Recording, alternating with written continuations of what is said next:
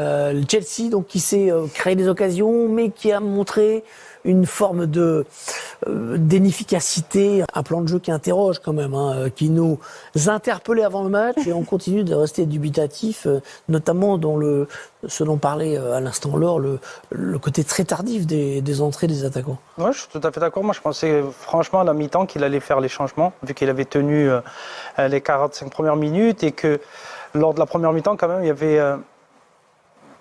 y avait quelques satisfactions parce qu'il a su se créer des opportunités. Il leur a manqué la finition. Je pensais qu'il allait faire le changement plus tôt. 1-0, c'est pas pareil. Il se procure des occasions en fin de match, mais on sent vraiment que le Real Madrid est en gestion totale. Donc, oui, moi, ça m'a interpellé les changements aussi tardifs. Il faut souligner Thibaut Courtois. 6 arrêts ce soir, on en parlait déjà à la pause, mais aussi toute la défense du Real Madrid. Sur les 19 tirs, par exemple, de Chelsea ce soir, il y en a eu 6 bloqués par des joueurs du Real Madrid. On a plusieurs frappes qui ont été bloquées avant qu'elles n'arrivent jusqu'à Thibaut Courtois. Et si on regarde par contre sur l'ensemble des deux rencontres entre Chelsea et le Real Madrid, le match aller la semaine dernière, le match retour ce soir, le bilan, Didier, il ne ressemble pas à vos années à Chelsea.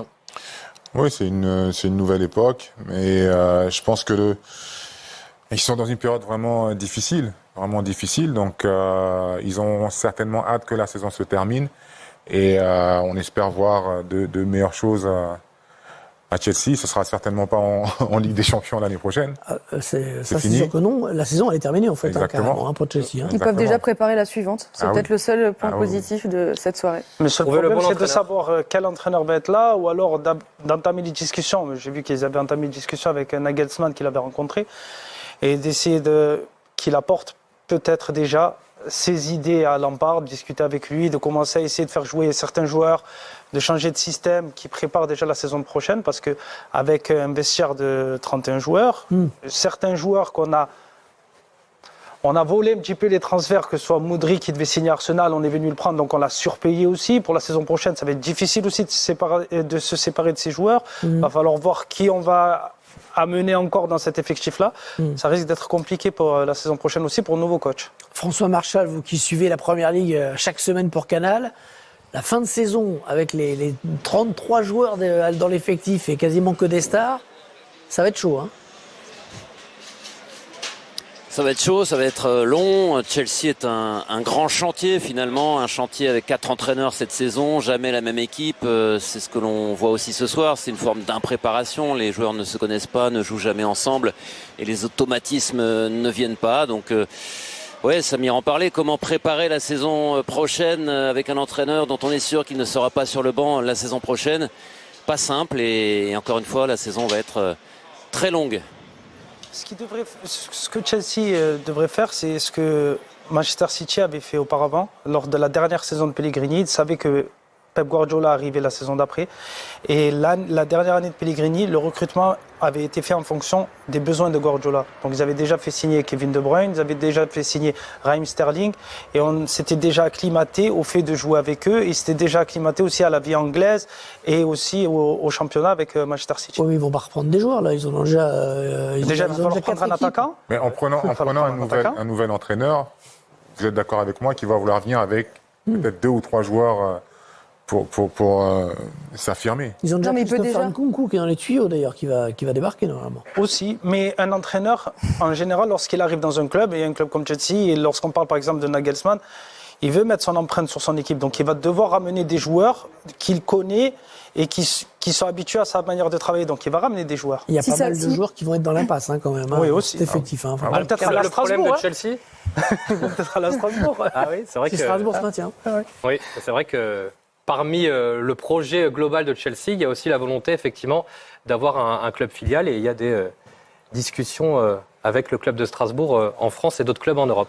Pour anticiper, et je trouve que c'est assez juste ce que dit Samir, c'est que en fait ils peuvent déjà anticiper sur le recrutement, les pistes de recrutement, ce qui avait été fait a priori à City.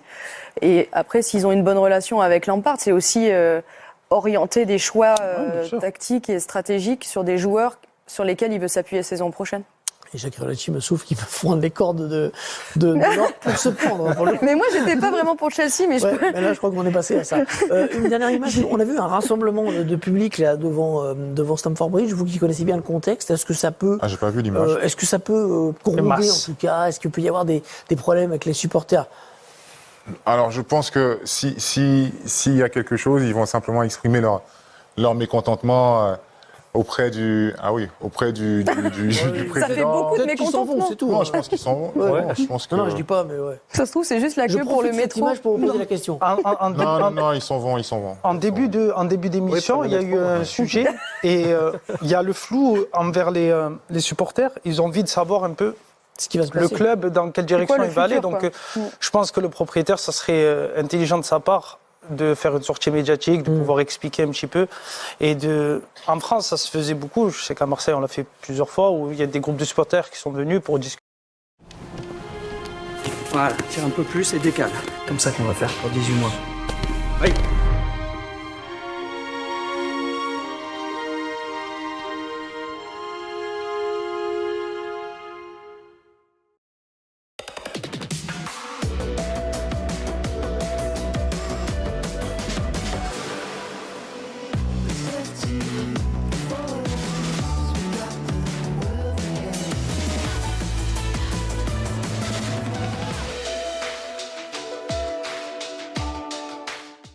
avec nous pour nous faire savoir aussi certaines choses. Et je pense qu'en Angleterre, ce serait important, surtout à Chelsea, là, de le faire. Et on Chelsea parle- a déjà connu une saison sans Coupe d'Europe, c'était en 2016-2017 et Chelsea a été champion cette année-là. En parlant Et oui, le Real Madrid de nouveau en demi-finale, comme on a bien l'habitude, Louis, c'est presque toutes les saisons ces derniers temps. Et encore une fois, en gagnant 2-0. Cette fois, Ils sont là, ils sont présents. Ils ont, même s'ils ont par moment dans ce match, dans cette confrontation face à Chelsea, ils ont eu des difficultés par rapport à une certaine intensité que les joueurs de Chelsea. Mais Chelsea est dans une période un peu délicate, un peu difficile, où il y a quand même des manquements, on va dire, dans la finalisation, parce que peut-être il y a de bonnes attitudes en termes de jeu, d'essayer de construire, mais après, quand ils arrivent dans les 20-30 derniers mètres, et là, ils ont des absences. Tu sais, les absences où ils ont peut-être pas de véritables attaquants pour finir, parce que c'est vrai qu'ils ont fait un mercato. Toi, tu connais le mercato. Ils ont dépensé, là, pendant le mercato d'hiver. Ils ont beaucoup, mais ils ont oublié d'aller chercher peut-être Un avant-centre. un avant-centre. Oui, voilà. effectivement. Ils ont acheté 1236 joueurs, Oui, c'est ça. selon Combien mes dernières informations. 1236. Sans acheter un avant-centre. On va revenir. On va revenir sur le premier but. Et la prise de balle, elle est très très bonne. Il est en pleine vitesse et c'est ce qui lui permet de prendre l'ascendant sur l'adversaire direct. C'est formidablement bien joué par le Real Madrid. Ouais. Effectivement, Militao qui sait donner ces passes-là. Le deuxième but, c'est aussi l'œuvre de Rodrigo. Finalement, non, il lève la tête, il regarde, il observe. Rodrigo, tu veux marquer ton deuxième but? Tiens, mange. Et tu finis, une bonne passe, et puis voilà, c'est comme ça, voilà, c'est Valverde, puis là, la finalisation, elle est parfaite, voilà, ça va vite, ça joue Toute très vite. l'intelligence de ce joueur, effectivement. Et le Real qui marque ce deuxième but. C'était fini pour Chelsea après ça. L'ancien entraîneur de Chelsea, aujourd'hui sur le banc de Real Madrid, Carlo Ancelotti, après cette qualification. La squadra che ha sofferto, che ci ha salvato Courtois a tenere il risultato 0-0 fino alla fine del primo tempo, ha sofferto la prima parte. Il Chelsea ha giocato molto bene per me, ha cercato di riequilibrare la eliminatoria. Ils ont essayé de rééquilibrer, ils ont mis beaucoup d'énergie. La deuxième partie, on a bien géré. Molto pericolosi. Et c'est très dangereux, je dois dire. Benzema n'a pas réussi. Non, il a pris un coup dans la première partie. Et bon, il a fallu changer parce que il n'y avait plus besoin de marquer à ce moment-là. Il fallait juste défendre. Il faut donc penser à la deuxième finale. Alors demain, votre programme, grande détente. Est-ce que le Bayern peut remonter? Tout est possible dans le foot. C'est très difficile, mais ils vont essayer, hein. C'est sûr. De même que le Chelsea a essayé ce soir. Quelquefois ça marche, quelquefois ça ne marche pas. Le Chelsea s'est rapproché de très très près. Ils ont joué très très bien. Et ils ont presque rouvert la qualification. Quel bonhomme, Carlo Ancelotti, champion dans les 5 championnats majeurs, déjà gagné la Ligue des Champions. Si elle pique cette image, Damien, elle est compliquée parce que déjà elle est sur son pied gauche, elle rebondit en plus. Même si peut-être que voilà, un attaquant aurait peut-être pris une touche de plus pour pouvoir se l'amener et se la poser au sol. Il a beaucoup plus de temps peut-être qu'il le sait. C'est un peu de la précipitation, je pense. Voilà, c'est plus de la précipitation. Après, faut pas oublier que c'est pas un attaquant. Louis n'aime pas qu'on touche à N'Golo Kanté. Vous lui trouvez des excuses là. Ne le touchez surtout pas, parce que je veux vous dire tout simplement, c'est que en le connaissant, en le regardant, en l'observant depuis une heure, mais c'est pas lui, c'est le défenseur du Real de Madrid, là, c'est Militao. Vous n'allez pas lui reprocher ça, sinon que là, regardez-moi ça, il va revenir, il va se repositionner, il fait le geste de l'attaquant, mais ça rentre pas. Mais ne le touchez pas, ne le dites rien. Pourquoi? Parce que déjà il a déjà cette envie d'aller de l'avant, de se projeter, de peut-être de se retrouver. Alors il ne fait pas le bon geste parce qu'il n'a jamais été. Il ne connaît pas la maison de la surface de réparation. Il y a des attaquants qui connaissent comment c'est une surface de réparation, Lewandowski ou les attaquants qui savent marquer, lui, c'est pas. Et marquer des buts, il savait pas le faire. Laissez-le, ne le touchez pas, laissez-moi le tranquille. Il a fait un drôle de match ce soir parce que Franck Lampard l'a positionné très haut. Alors que souvent on le voit devant sa défense. Oui, parce que Kovacic, lui, était dans le rôle de sentinelle et justement avait cette faculté à couper les lignes et les lignes de passe surtout, et de pouvoir laisser N'Golo Kanté aller se projeter lui plus dans la surface de réparation. Et puis il a le coffre pour pouvoir le faire aussi. C'est ça qui est important et qui est intéressant chez lui, c'est qu'il peut répéter les efforts, que ce soit offensif ou défensif. Il aurait pu marquer N'Golo Kanté et Chelsea peut-être aurait connu autre chose ce soir, mais attention toujours Thibaut Courtois dans cette équipe de Real Madrid. Quand on a besoin du grand gardien belge, il est toujours là pour faire l'arrêt qu'il le faut. Là, ce qui lui permet de faire l'arrêt aussi, c'est que Cucurella prend cette touche de supplémentaire, parce que s'il la frappe en une touche, il n'a pas le temps de revenir. Ouais, ça, c'est aussi à prendre en compte. Mais derrière, l'envergure qu'il prend, et il peut la prendre dans la bouche, il peut la prendre dans un tibia, il y a tellement d'envergure que c'est compliqué de pouvoir la mettre au fond. Vous avez vu, il y a N'Golo Kanté qui tire, il y a Cucurella qui tire. Si seulement ce pauvre club de Chelsea avait des attaquants, il faut les plaindre quand même, les Blues. Regardez, ils ont été obligés de faire un triple changement avec des mecs à peine connus, regardez, qui vont... N'oublie pas non plus, mon cher François, c'est que cette équipe de Chelsea, elle a quand même gagné la Ligue des Champions il n'y a pas très longtemps. C'est vrai. Il y en a qui. Mais aujourd'hui, elle est malade. Il y en a qui courent derrière cette Coupe d'Europe. Ils courent derrière, ils n'arrivent pas. Ils n'arrivent pas. Le PSG, ils courent derrière, ils n'y arrivent pas. Tu vois, eux, il n'y a pas longtemps, ils l'ont eu. Ils savent ce que c'est gagner la Ligue des Champions. C'est ce que c'est de gagner. Il a gagné avec Chelsea en 2012 en tant que joueur. En tant qu'entraîneur, il est revenu 4 matchs, toutes compétitions confondues, 4 défaites. Qu'est-ce qu'il pensait de tout ça après cette rencontre et cette élimination ce soir à Stamford Bridge?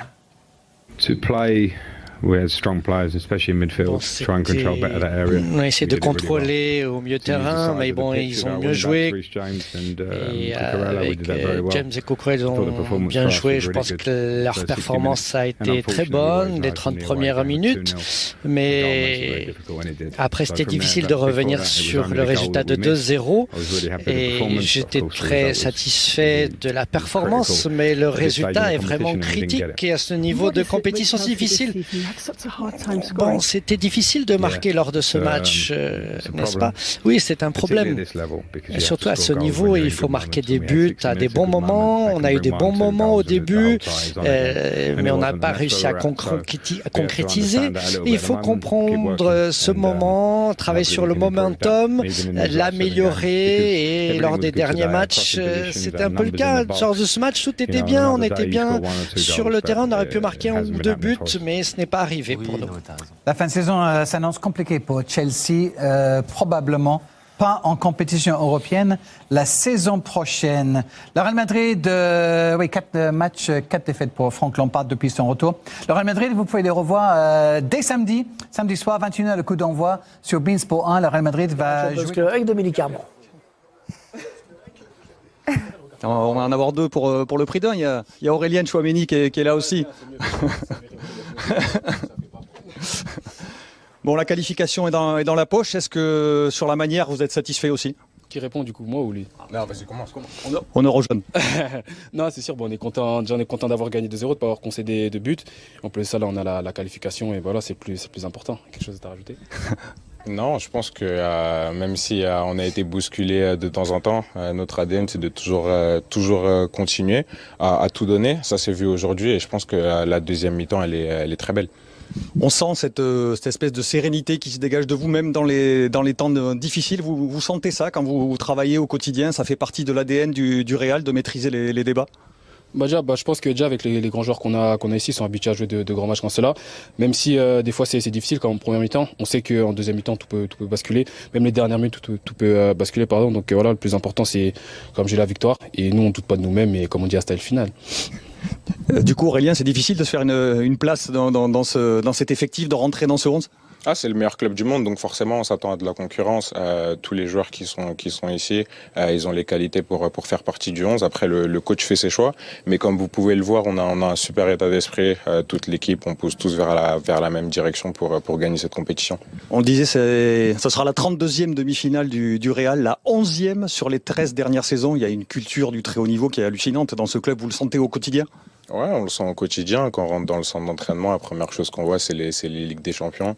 Donc forcément, ça nous met dans le bain directement, et on sait à quoi on doit s'attendre. Donc ça nous permet de tout donner à chaque fois. Et puis ça permet de remplir l'armoire à trophées, non? Voilà, c'est le plus important. Là, pour l'instant, on l'a rempli l'année dernière, mais voilà, aujourd'hui, on est en demi-finale et on espère, pourquoi pas, en gagner une nouvelle. Bon, Aurélien, il est meilleur arrière gauche ou au milieu? Non, il est fort partout. Il est fort partout. Bon, il vous plaît de plus en plus ce poste ou pas? Non, toujours pas.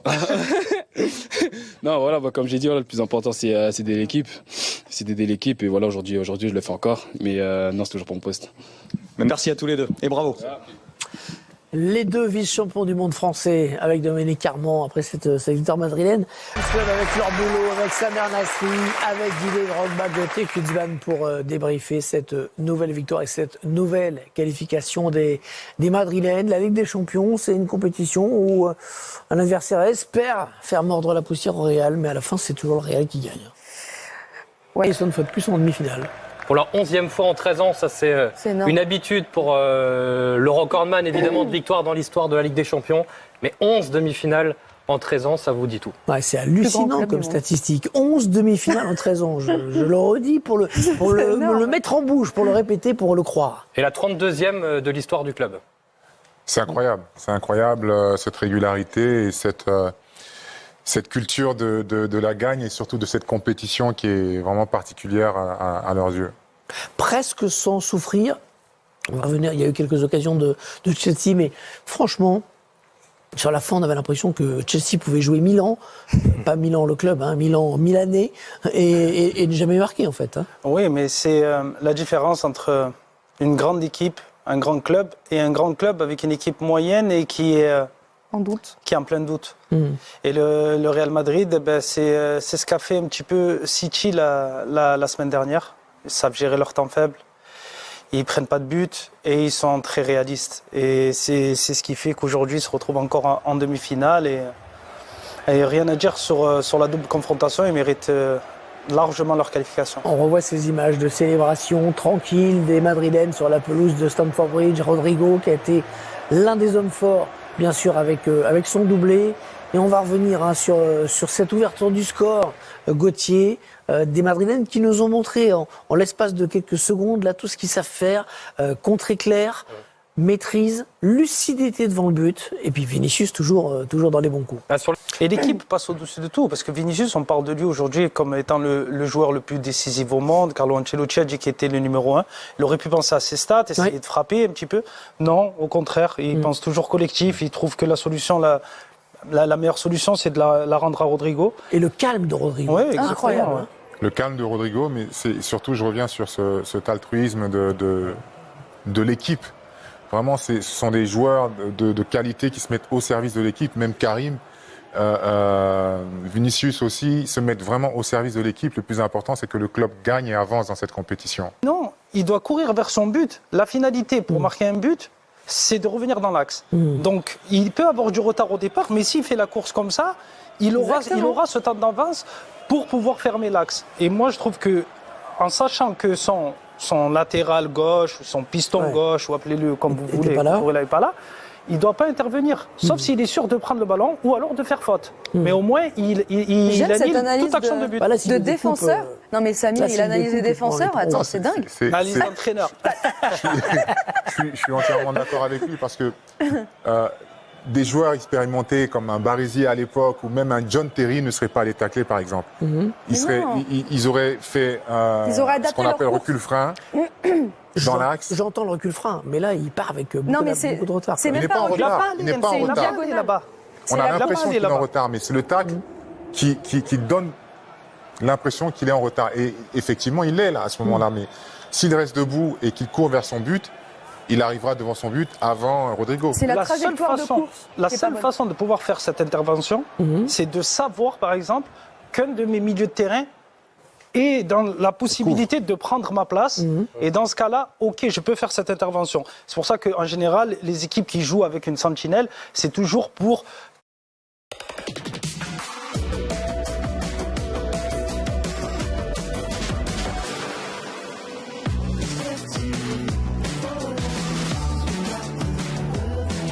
Lorsqu'un défenseur central va sur le côté, la sentinelle peut prendre la place dans l'axe. Là, il n'y a personne qui a pris sa place, donc forcément, il y a un décalage.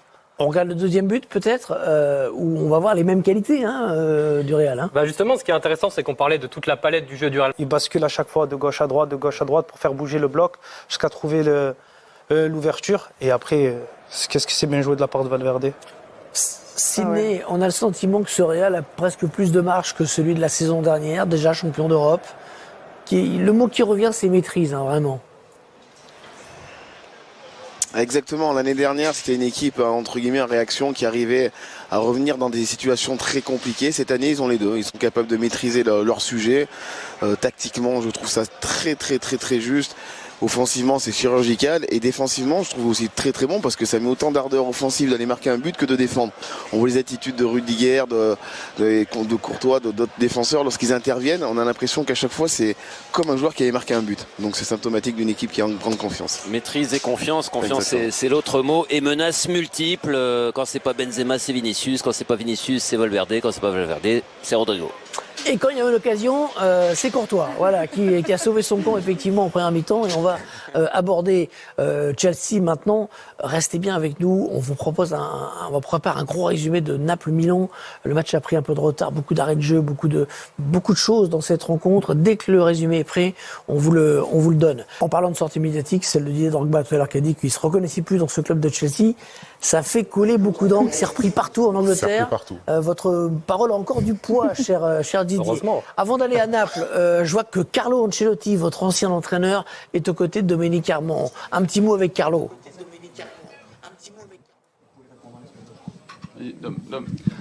On y va, Carlo. Le résultat est là, la qualification est dans la poche. Est-ce que sur la manière, la façon dont vous avez mené ce match, vous êtes satisfait aussi? Oui, très satisfait. C'était un match difficile, comme toutes les fois, en quart de finale de la Coupe des Champions. C'était difficile, mais on a géré bien la défense. On était solide. Et la deuxième mi-temps, on était meilleur contre-attaque. La contre-attaque. Était très heureux d'arriver à jouer notre semi-finale de la Coupe des Champions et on est content. Je voudrais saluer mon ami Didier. Ciao Carlo. Il va vous parler Didier. Il est avec Samir Nasri notamment sur le plateau de Canal. J'ai un très bon souvenir de Didier, un fantastique joueur, une fantastique personne. Il m'a marqué beaucoup de buts.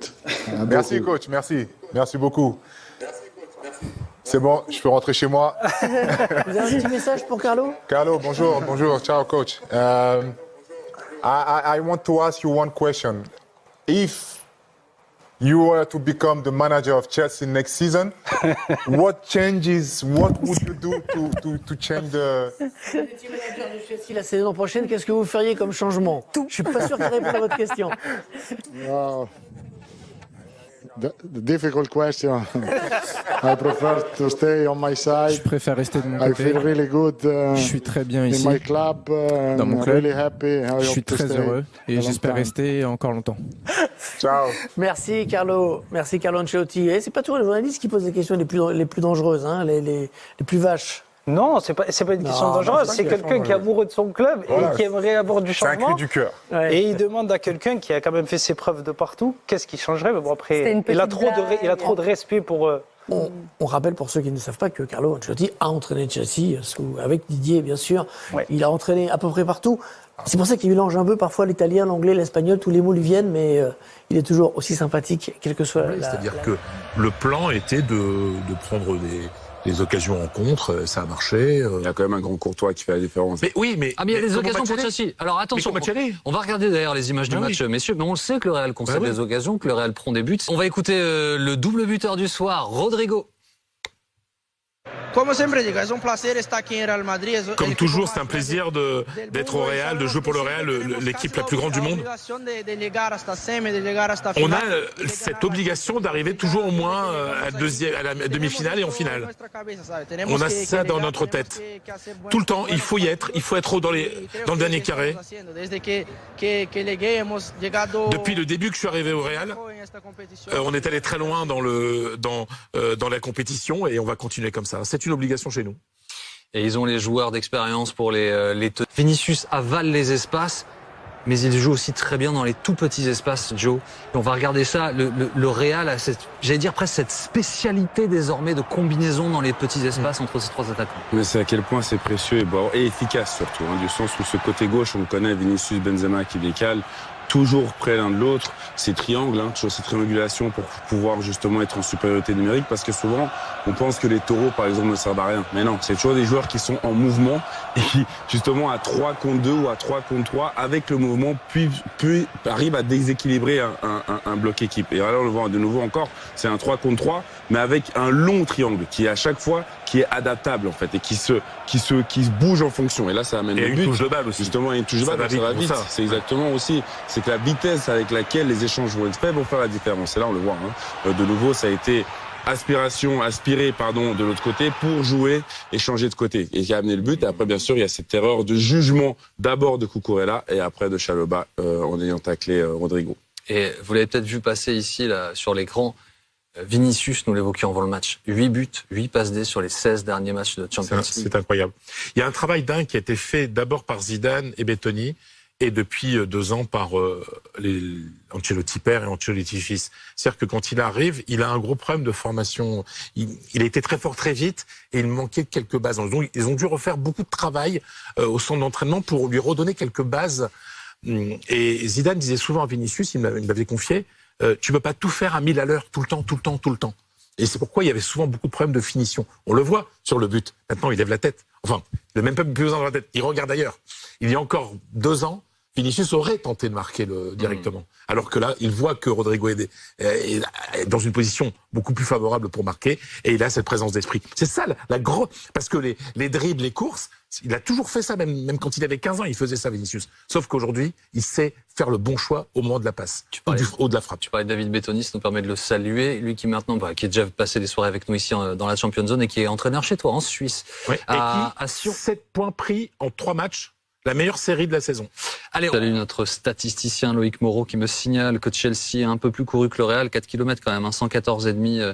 Le Real 110, c'est Chelsea qui a plus sprinté que le Real. 201 sprints pour les joueurs de Chelsea contre 193 au Real. Mais à la fin, Chelsea a manqué d'efficacité. Pourquoi ? Parce que les XG sont favorables à Chelsea. 1,86 pour 1,48 au Real Madrid. On y reviendra, mais Chelsea a eu les occasions, a eu les moyens de peut-être faire trembler cette équipe du Madrid. Stéphane Guy et Manu Petit ont commenté ce match. Alors, c'est vrai que les chiffres sont en faveur de Chelsea, mais le sentiment général dégagé, je sais pas comment c'était pour vous au stade, mais c'est que le Real n'a jamais vraiment été mis en danger. Non, on n'a jamais eu le sentiment sur l'ensemble des 2 confrontations que ça pouvait tourner à l'avantage de Chelsea. Il y a peut-être raison, Johan. Peut-être que la clé du match, que le moment décisif du match, c'est l'action manquée par Cucurella. Enfin, l'arrêt de Courtois plutôt. Ouais, je dirais aussi la très grosse occasion au début de match de la part de Kanté. Si elle va au fond, dès le début du match, c'est ce que m'avaient dit aussi les supporters de Chelsea avant ce match. Si on arrive à marquer sur les 15 premières minutes, il peut y avoir de la folie et le stade peut s'embraser rapidement. Mais ils ont sans doute fait l'un de leurs matchs les plus consistants de la saison, les Blues. Mais ils ont été une fois encore sans aucune efficacité. Et Courtois aussi a été déterminant à des moments, comme cette énorme occasion de Cucurella juste avant le match. Donc, encore une fois, oui, le Real Madrid a encore cet ADN de la Champions League, cette compétition.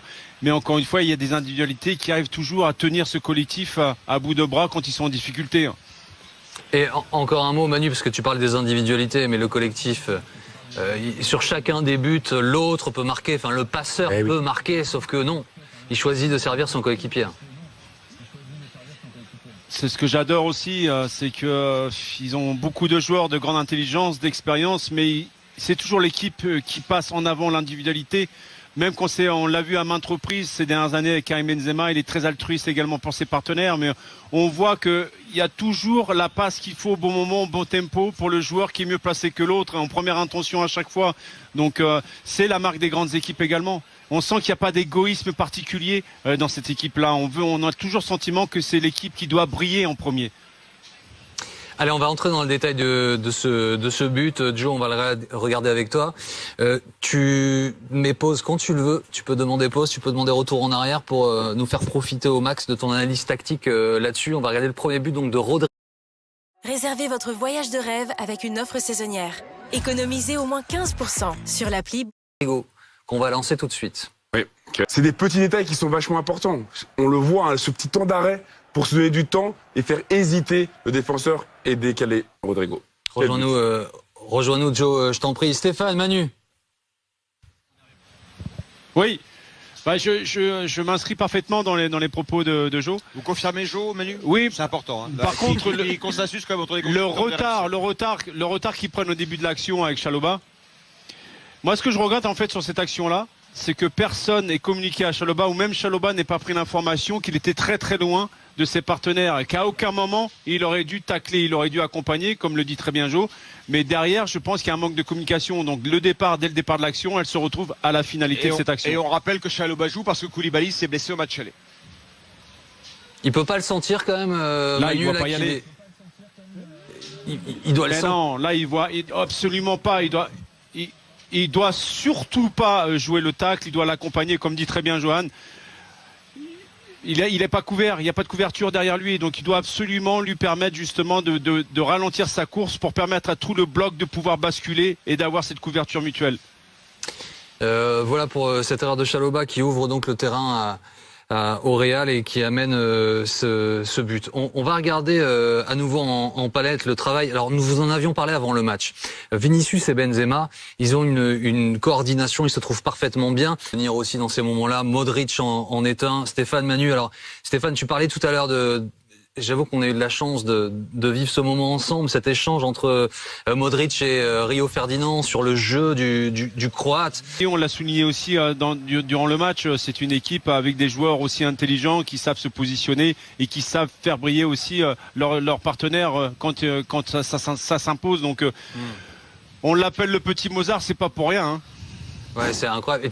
Évidemment, enfin, j'enfonce des portes ouvertes, Joe, mais on voit Modric descendre et se mettre tout de suite face au jeu lorsqu'il demande la balle pour avoir cette vision et pouvoir servir ses coéquipiers devant lui. Donc le moins possible sur le côté, le plus possible verticalement.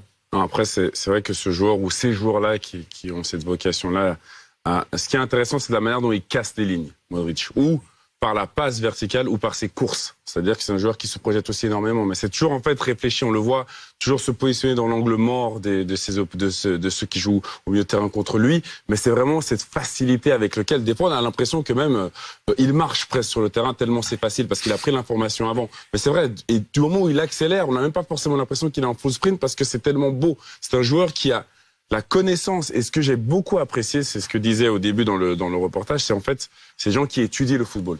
Je vois sa compréhension footballistique, qui est au-dessus de la moyenne. C'est le rythme du match est imprimé par Modric. C'est-à-dire que c'est lui le chef d'orchestre et Kroos aussi.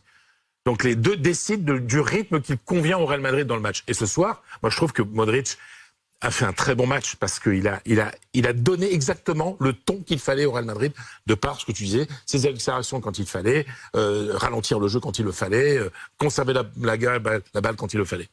Merci beaucoup mon frère d'avoir été avec nous ce soir dans la Champions Zone.